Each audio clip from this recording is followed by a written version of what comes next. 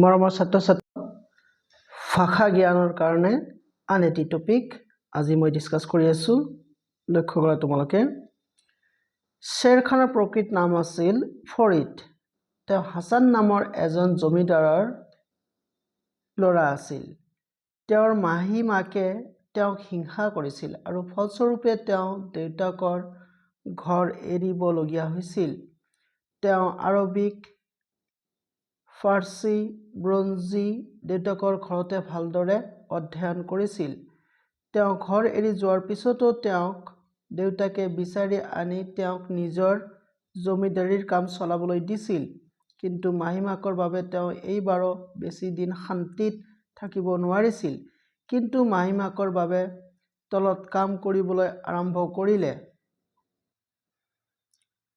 বিহাৰতে তেওঁ এবাৰ এটা বাঘ চিকাৰ কৰিছিল। বিহাৰৰ ৰজাই এই কথাটো গম পাই তেওঁক শ্বেৰ খান উপাধি প্ৰদান কৰিলে। বাবৰে ভাৰতবৰ্ষত মোগল সাম্ৰাজ্য স্থাপন কৰাৰ পিছত শ্বেৰ খানে বাবৰৰ লগত 1 বছৰ কাম কৰি পুনৰ বিহাৰলৈ ঘূৰি গ'ল আৰু বিহাৰত ৰজাৰ ৰাজকুমাৰ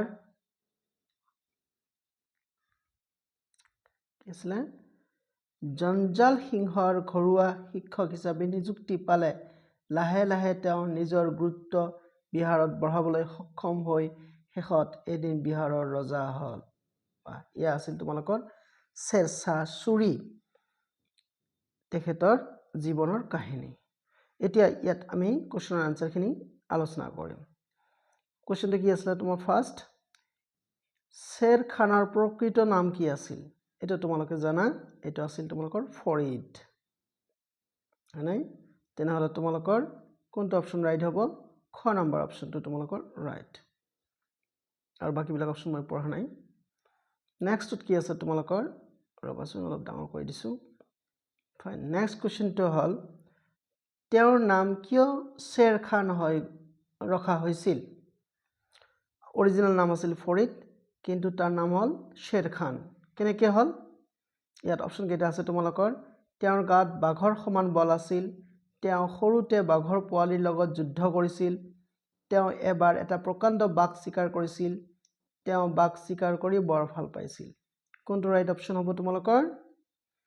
যে তেওঁ এবাৰ এটা প্ৰকাণ্ড বাঘ চিকাৰ কৰিছিল, সেইকাৰণে তাৰ নাম শ্বেৰ খান হৈছিল। ফাইন। নেক্সট কুৱেশ্যনটো কি আছিলে?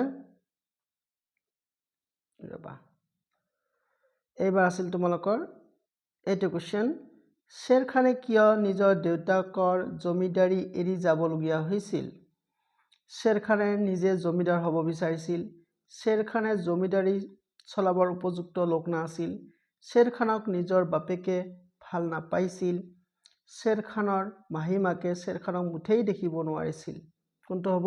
এই শ্বেৰ খানৰ মাহীমাক। এইটো তোমালোকৰ ৰাইট এনচাৰ। নেক্সট কুৱেশ্যনটো কি আছিলে তোমালোকৰ? তেওঁ দেউতাকৰ ঘৰত সৰুতে কি শিকিছিল? শ্বেৰ খানে সৰুতে তৰোৱাল খেলা শিকিছিল। শ্বেৰ খানে দেউতাকৰ পৰা আৰবিক, ফাৰ্চী আৰু ব্ৰঞ্জী শিক্ষা লাভ কৰিছিল। শ্বেৰ খানে সৰুতে মৌলবীৰ পৰা কোৰআন শিক্ষা লাভ কৰিছিল। শ্বেৰ খানে সৰুতে মৌলবীৰ পৰা কোৰআনৰ শিক্ষা লাভ কৰিছিল। কোনটো ৰাইট অপশ্যন? হয়তো গম পাইছা? এইটো হ'ব খ। আৰবিক, ফাৰ্চী আৰু ব্ৰঞ্জী শিক্ষা লাভ কৰিছিল। ইয়াত আৰবিক লিখা আছে নহয়, এইটো কিন্তু শুদ্ধ নহয়, আৰবী হ'ব। ফাইন। নেক্সট কুৱেশ্যন আছিলে কি তোমালোকৰ? শ্বেৰ খানে কেনেদৰে বিহাৰৰ ৰজা হৈছিল? ফাইন। শ্বেৰ খানে যুদ্ধ কৰি বিহাৰৰ ৰজাক পৰাজিত কৰিছিল। শ্বেৰ খানে বাঘ চিকাৰ কৰাৰ পিছত বিহাৰৰ ৰজাই তেওঁক বিহাৰৰ ৰাজপাটত বহাইছিল। শ্বেৰ খানে প্ৰথমতে বিহাৰৰ ৰাজকুমাৰ জঞ্জাল সিংহৰ ঘৰুৱা শিক্ষক হিচাপে নিযুক্তি হৈ ক্ৰমে নিজৰ অধিপত্য বঢ়াই শেষত বিহাৰৰ ৰজা হৈছিল। শ্বেৰ খানে যুদ্ধ কৰি বিহাৰৰ ৰজাক হৰুৱাই তেওঁৰ পৰা ৰাজ্য কাঢ়ি লৈছিল। কোনটো হ'ব ৰাইট এনচাৰ? এই গ নাম্বাৰটো। মানে ঘৰুৱা শিক্ষক হৈ নিজে নিজে তাৰপিছত তাৰ বাহাদুৰি বঢ়াই অৱশেষত ৰজা আহিছিল। ফাইন। এতিয়া তোমালোকৰ কাৰণে মই এটা কুৱেশ্যন ইয়াত থৈ দিব বিচাৰিছোঁ। তোমালোকে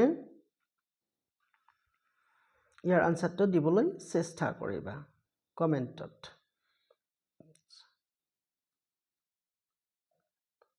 কোৱেশ্চন দিছোঁ ইয়াতে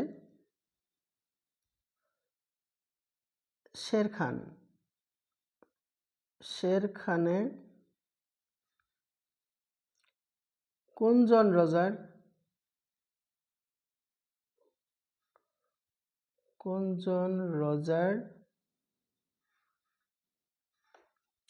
ৰাজকুমাৰৰ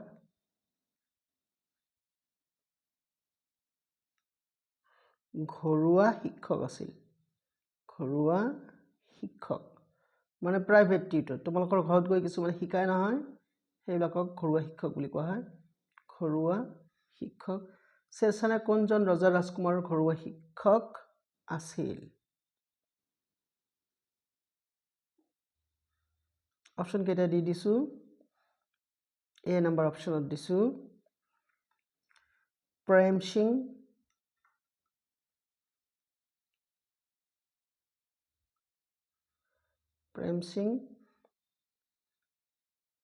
বি নম্বৰ ৰুদ্ৰ সিং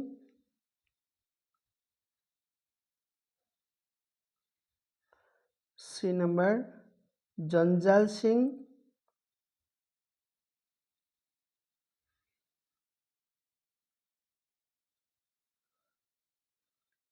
আৰু ডি নম্বৰটো হ'ল তোমালোকৰ প্ৰতাপ সিং